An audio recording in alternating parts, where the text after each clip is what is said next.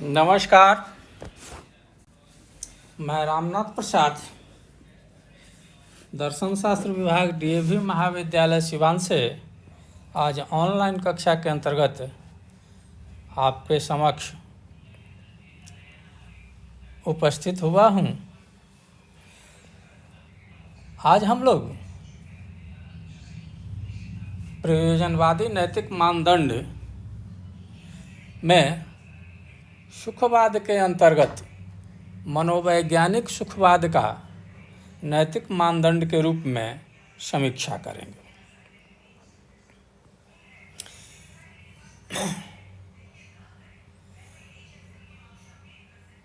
जैसा कि हम लोगों ने पिछले अध्याय में देखा था, पिछले व्याख्यान में देखा था कि सुखवाद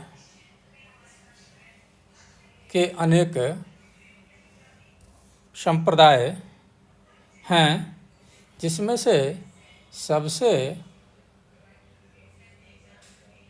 प्रमुख संप्रदाय मनोवैज्ञानिक सुखवाद है। जैसा कि हम लोग जानते हैं कि नैतिक मानदंड के अनुसार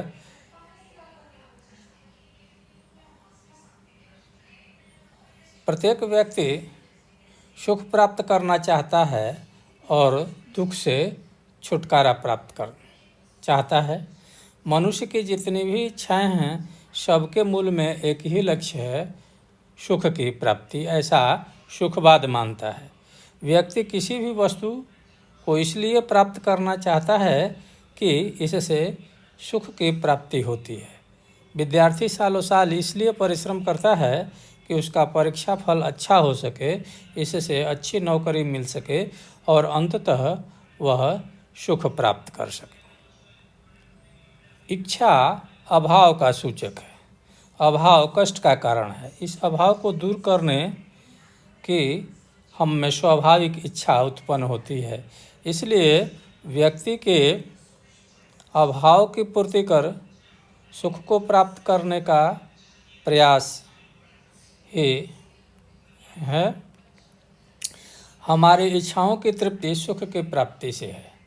यह मनोवैज्ञानिक सत्य है कि प्रत्येक व्यक्ति सुख के लिए ही कार्य करता है। यह बात अलग है कि कभी कभी उससे सुख के बदले दुख की प्राप्ति होती है। मनोवैज्ञानिक सुखवाद एक यथार्थवादी सिद्धांत है। हम अनुभव के आधार पर इसे सत्य पाते हैं। इसे अंतःनिरीक्षण द्वारा भी प्रमाणित किया जा सकता है। प्रत्येक व्यक्ति अपनी इच्छाओं का अध्ययन करके कह सकता है कि वह सुख की कामना से ही कार्य करता है, किसी और कामना से नहीं। मनोवैज्ञानिक सुखवाद का समर्थन प्राचीन ग्रीक संप्रदाय के सेरेनेइक संप्रदाय करता है।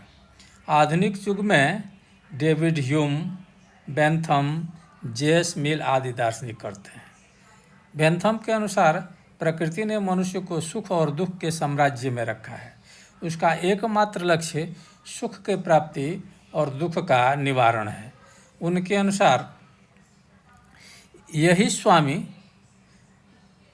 में सुख और दुख यह संकेत करते हैं कि हमें क्या करना चाहिए और हम क्या करेंगे। अर्थात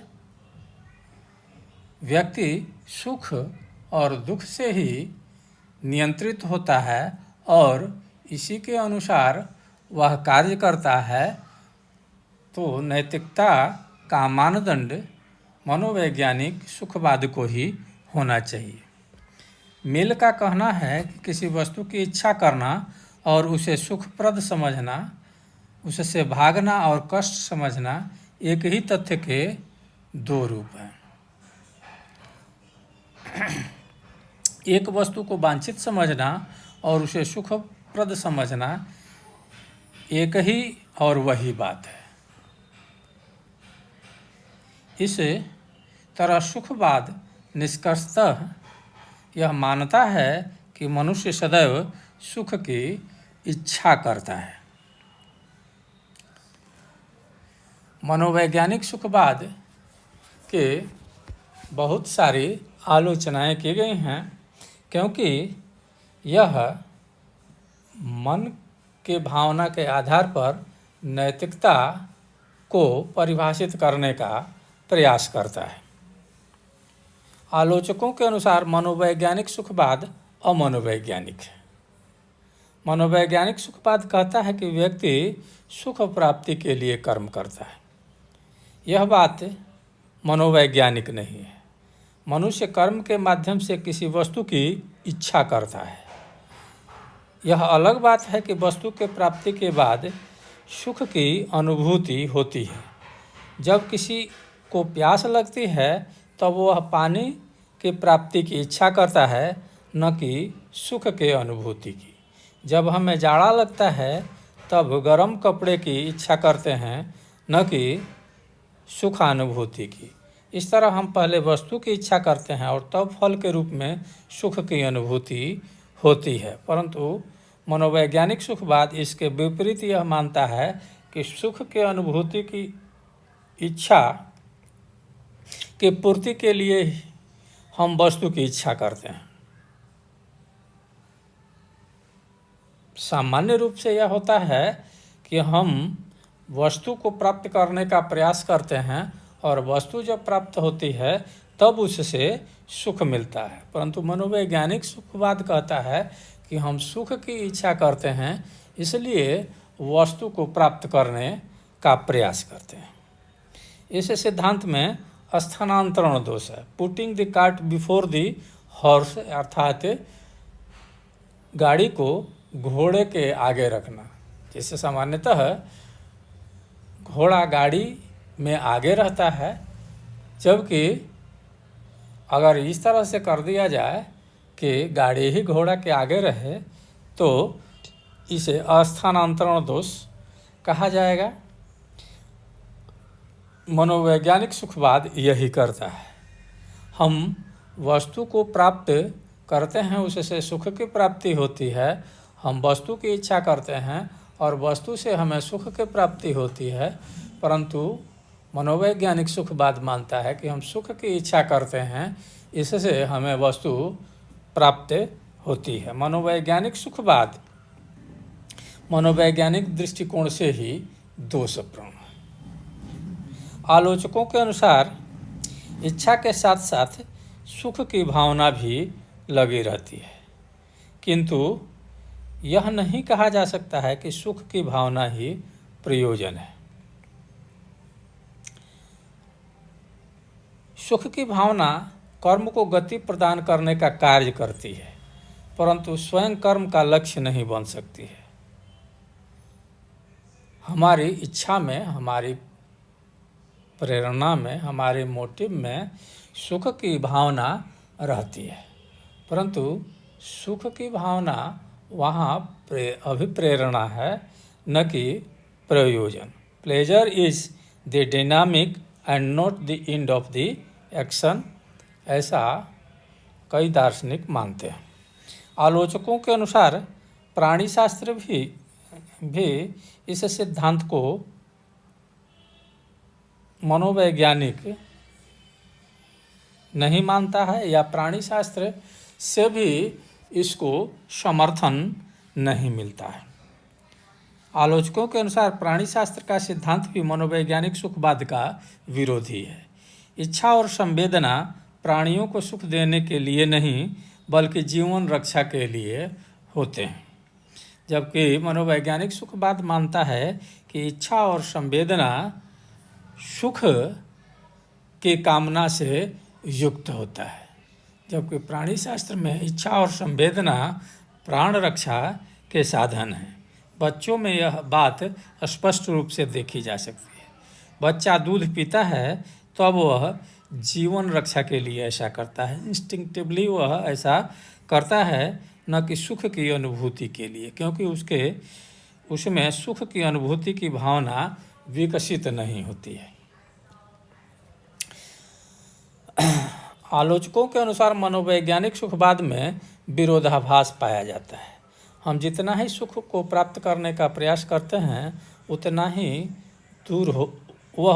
दूर होता जाता है। इसलिए सुख को प्राप्त करने का एकमात्र उपाय है कि उसे भुला दिया जाए।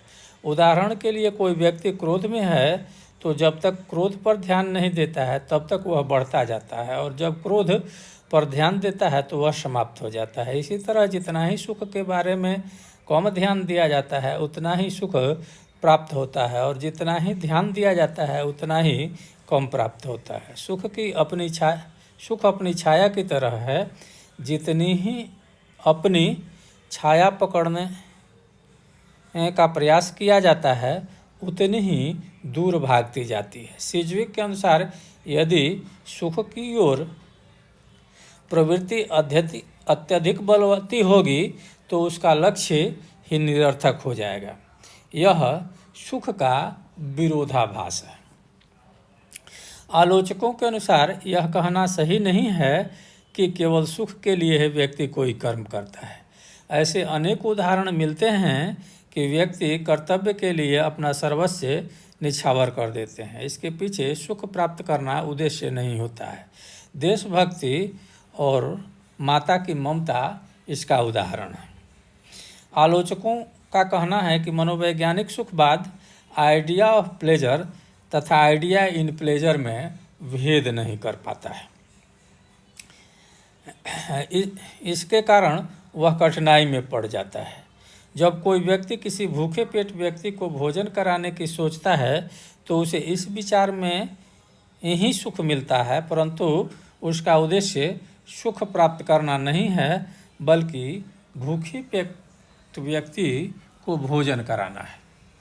आलोचकों के अनुसार मनोवैज्ञानिक सुखवाद सुख शब्द को दो अर्थ में प्रयोग करता है। एक किसी इच्छित वस्तु को पा लेने की अनुभूति तथा दूसरा सुख देने वाली वस्तु या इच्छित वस्तु। अगर इच्छित वस्तु पा लेने पर सुख की अनुभूति होती है वह सुख है, तब ऐसी स्थिति में सुख मनुष्य के कर्म का लक्ष्य नहीं हो सकता है। अगर इच्छित वस्तु के रूप में सुख शब्द का प्रयोग किया जाता है तो यहाँ लक्ष्य हो सकता है, परंतु इसमें पुनरावृत्ति दोष फैलेसी ऑफ टोटोलॉजी आ जाता है, क्योंकि हम इच्छित वस्तु की इच्छा करते हैं। मैकेंजी के अनुसार यह तथ्य कि हम सुख वस्तुएं चाहते हैं इस बात को प्रमाणित नहीं करता है कि हम सुख की अनुभूति चाहते हैं। हम सुख चाहते हैं यह पुनरावृत्ति है।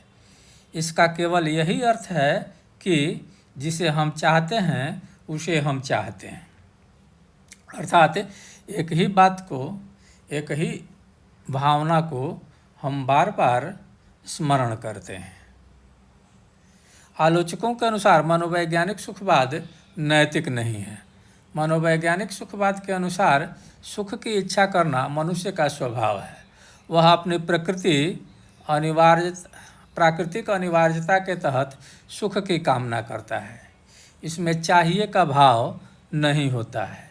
यह मनुष्य सुख की कामना करता है और मनुष्य को सुख की कामना करना चाहिए में संबंध नहीं बता पाता है। मनोवैज्ञानिक सुखवाद नैतिकता की तरफ बढ़ने का कोई मार्ग नहीं छोड़ता है। आलोचकों का कहना है कि मनोवैज्ञानिक सुखवाद मनुष्य को इंद्रियों का दास बना देता है। यदि व्यक्ति अपनी इंद्रियों के पीछे परेशान रहता है तो उसके लिए चाहिए का कोई महत्व नहीं रह जाता है। इस तरह मनोवैज्ञानिक सुखवाद अनैतिक है। दार्शनिकों के अनुसार मनोवैज्ञानिक सुखवाद व्यवहारिक नहीं है। इसके अनुसार सुख श्रेय है। सभी व्यक्ति अगर सुख केवल सुख ही की कामना से करे तो मनुष्य में हुड़ मच जाएगी और व्यक्तियों का सुख खतरे में पड़ जाएगा। आलोचकों ने मनोवैज्ञानिक सुखवाद के समर्थन में जो J.S. मिल के इस विचार को भी सही नहीं माना है कि किसी वस्तु की इच्छा करना और उसे सुखप्रद पाना दोनों एक ही मानसिक क्रिया है। उन्होंने इसे आत्मचेतना द्वारा इसकी जांच करने के लिए कहा है। अगर सुख की कामना और सुखवाद का शुभ दोनों में तादात्म्य है तो इसमें तुलना संभव नहीं है। फिर सुख को मानदंड किस आधार पर माना जाएगा? क्योंकि मानदंड मानने के लिए आवश्यक है कि सुख के समतुल्य कोई एक वस्तु हो, एक विचार हो, एक आदर्श हो, परंतु जब मेल दोनों को एक ही मानते हैं, दोनों में तादात्म्य भाव मानते हैं, तब इसमें तुलना संभव नहीं हो पाती है। इसलिए इसे अलग मानदंड के रूप में स्वीकार नहीं किया जा सकता। इसी तरह भौतिकवाद पर आधारित होने के कारण यह आदर्शवाद को स्वीकार नहीं करता है, परंतु नैतिकता के लिए आदर्शवाद आवश्यक शर्त के रूप में स्वीकार किया जाता है। इसलिए नैतिक मानदंड के रूप में मनोवैज्ञानिक सुखवाद को ज़्यादा महत्व नहीं दिया जाता है। अब हम लोग अगले व्याख्यान में नैतिक सुखवाद की व्याख्या करेंगे। तब तक के लिए विदा। धन्यवाद।